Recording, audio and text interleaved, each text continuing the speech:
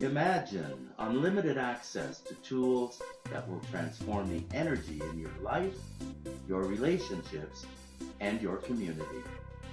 Welcome to the new podcast, Chat with Cat, the podcast to enhance, transform, and energize your life.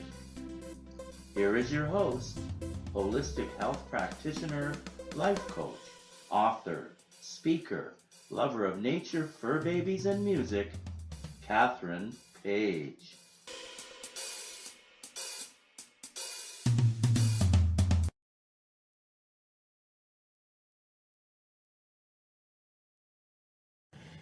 Hey everyone, and welcome back to Chat with Cat. I am Catherine Page, your healthcare professional, and I want to talk to you about the energy of life. So last few weeks we've been talking about COVID exhaustion, we've been talking about gut health, we've been talking about trying to do what feels right. And for me, that leads into living heart-centered and having compassion. And that is really difficult when we're living in the current year of negativity and worry and pandemics and all of this stuff. So I have to look first at looking at my heart-centered life and what I'm going through. And I'm trying to look at that piece of giving myself some tolerance and patience in how I feel, what I'm doing, where I'm going, how I'm acting, and then looking at how I can be better tolerant and patient with the people around me. The coping mechanisms that are needed to be here are sometimes really hard to find. And sometimes you have to look in some really interesting places to find reasoning and understanding to have more tolerance and patience.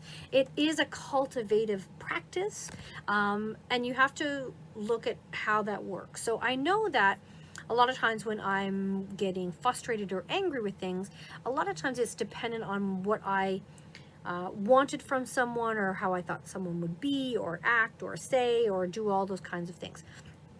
So I had to look back on one of the biggest conflicts that finds me feeling I lack compassion in, and that would be the relationship that I've had with my mom over the years. My mom and I have always been very butty heads, like fighty. I actually left home very early at the age of 17 because I just didn't want to fight anymore. And I was done fighting, and I was frustrated and said, that's it, I'm out. I'm done.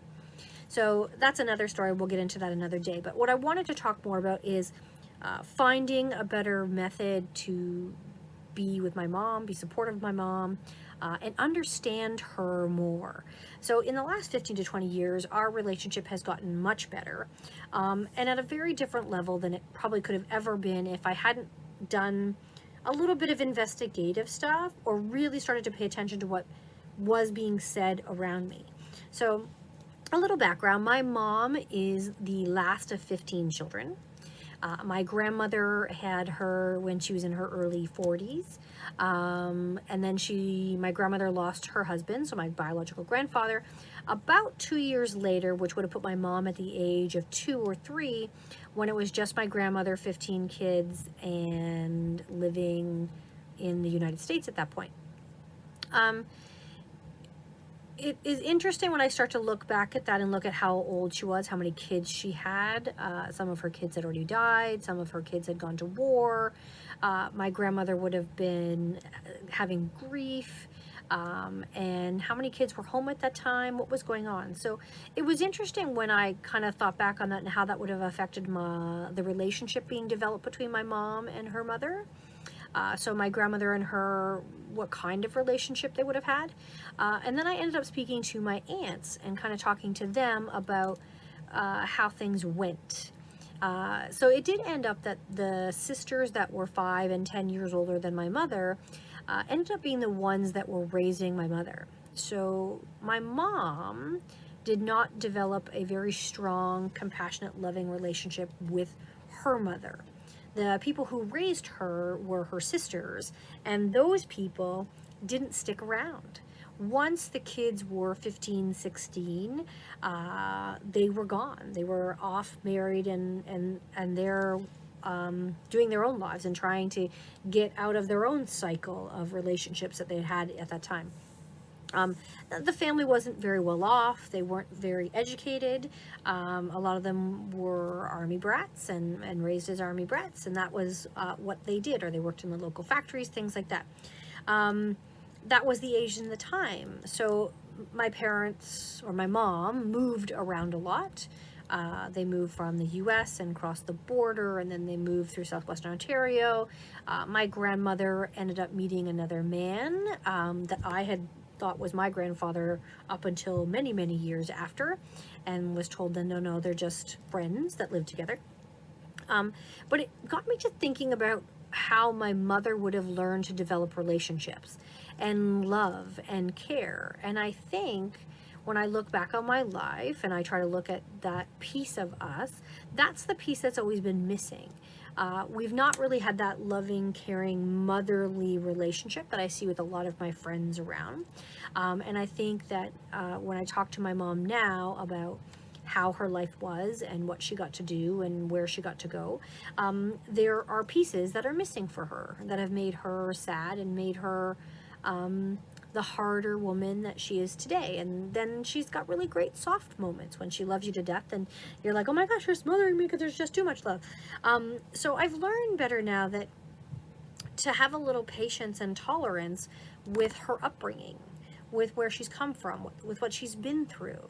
And I look at that a little bit better, and it allows me to not get as quick to be angry or frustrated with how she acts or interacts, because that is also part of what she grew up with. She didn't know or learn how to be the mom. She learned how to be a sister. That's what she learned because her sisters raised her, not her mother. So trying to have that control now is in my court, because I can have better understanding. I mean, I know the adage is you can 10 minutes in somebody else's shoes is a lifetime, because you understand it better. So this is part of how I like to grow my compassion, is by really stepping back and looking deeper into other people's lives. So you can't always do that. You're not always going to be able to like dissect somebody and figure it all out. But before you act or react or interact, you can step back and take a breath and just in your head go, I've not lived in their shoes. I've not been where they are, and I don't know all their experience. I don't know what baggage they carry. I don't know what anger they carry. I don't know who's hurt them, who's loved them, who's not loved them. So I've really tried to look at the whys of things versus just, oh, you're kind of being a jerk today. But maybe there's a reason. Maybe they're just stressed out like the rest of us. Maybe they're frustrated because something happened in their day.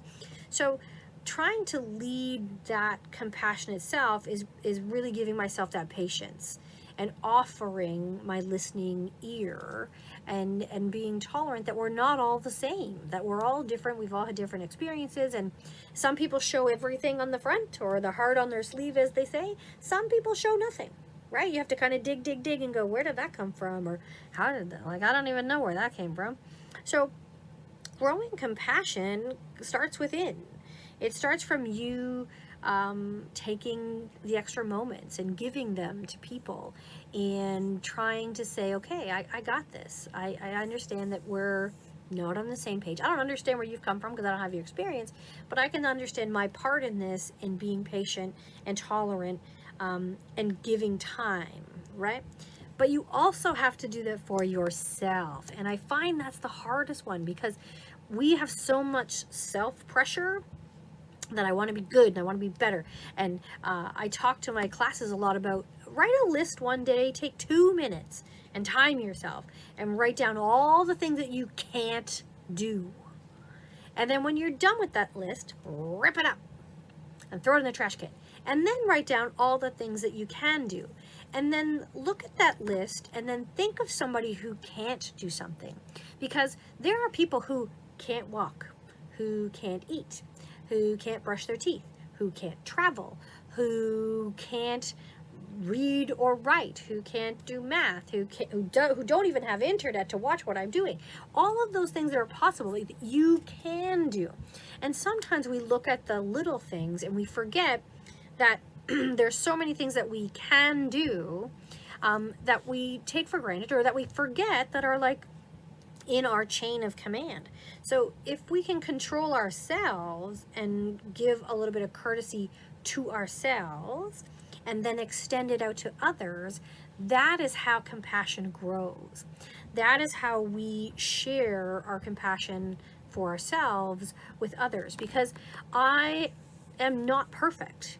I will never be perfect, but I like the 80% of the energy that I share with the world to be good and positive, right? And the 20% that I don't have a good day, I want to not share that with you, because that's grumpy, crazy stuff.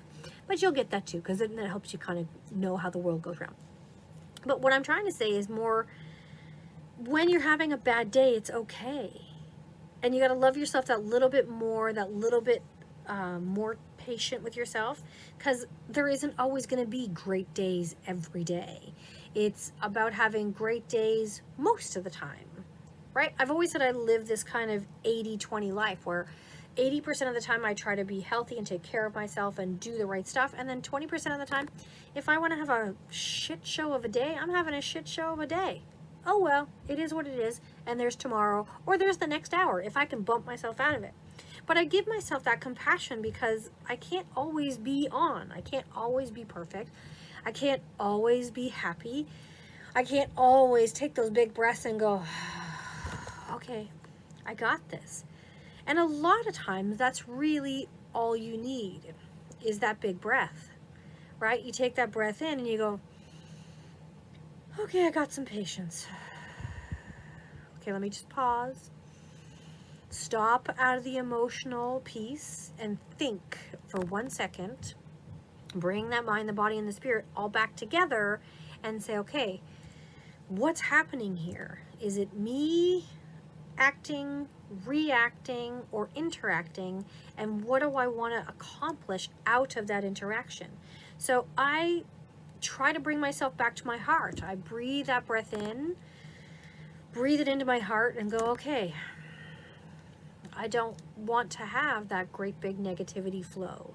I want the positivity flow. And the way I'm going to get that positivity flow is by being more tolerant, more patient, more compassionate towards myself and to others, and giving that out. So how I do that is by being grateful for the experiences, positive experiences, negative experiences, impactful experiences of any kind are a lesson in growth. It could be for your mind, it could be for your body, it could be for your spirit, but it's all about learning compassion in different parts of our life, and being grateful that I've been able to learn something, and then being able to share it out is even better.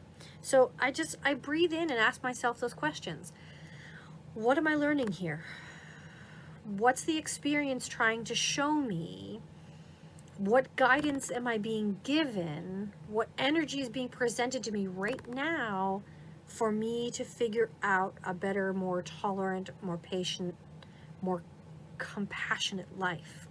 So this is about heart living. This is about trying to find the ways through being tolerant and being patient and being on the right path of your direction.